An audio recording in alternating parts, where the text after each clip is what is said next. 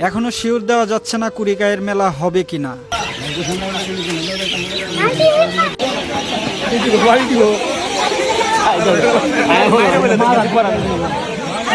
আমাদের এই যে জাতীয় নির্বাচনের কারণে আমাদের মেলা পারমিশন তো এবছর দেয় নাই, যার কারণে শুধু খালি আমাদের এই যে ডেকবানি তবরকের ব্যবস্থা আগামীকাল সোমবার থেকে দরবারের প্রথম বাতি এবং তবরকের ব্যবস্থা করা হবে। আর উরস মুবারক আপনার এই প্রশাসনিক অনুমতি না থাকার কারণে এই বছর আমরা অনেক কষ্ট পাইতেছি, মনের দুঃখ।